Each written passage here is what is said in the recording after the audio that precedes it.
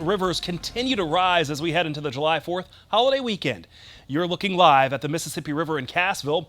Yesterday, the water was almost in line with the tree that you see in the middle of the frame. Now, as it rises, it's starting to wrap around the retaining wall by the memorial. The National Weather Service says this part of the river is in the moderate flood stage. Well, we are one day out from the 4th of July, that is, and while the holiday is typically a great time to get out on the water, recent weather and flooding is making that more difficult. New tonight, Grace Hodek joins us live from near the Wisconsin River. And Grace, the Wisconsin Department of Natural Resources is telling people to avoid the floodwaters.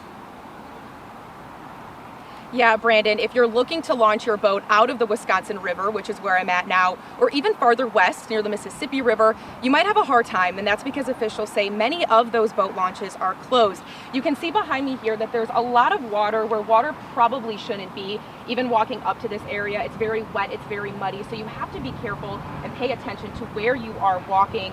Also, when we got to this area, there was a high water sign, so people are aware of the flooding in this area, and the city is making it apparent that this flooding is happening.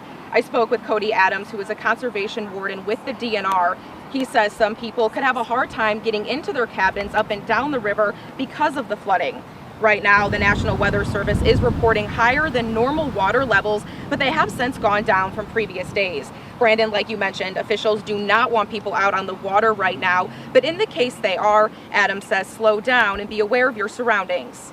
Some of the required safety equipment that all boaters in the state have to make sure they have is one wearable life jacket for everybody on board. We have to make sure that any boat longer than 16 feet has a type 4 PFD, which is like a throwable PFD. Again, with these high waters, high flood waters, it's certainly a good idea to have one of those out. This weekend is also Operation Dry Water, so just like driving a car, you must be sober while operating a boat. Adams says law enforcement will be out making sure boaters are being safe and following the rules.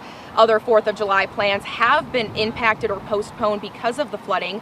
Tonight on 27 News at 10, we'll have more on the decision to postpone Sauk Prairie's Fire on the River. Reporting live by the Wisconsin River, Grace Hodek, 27 News.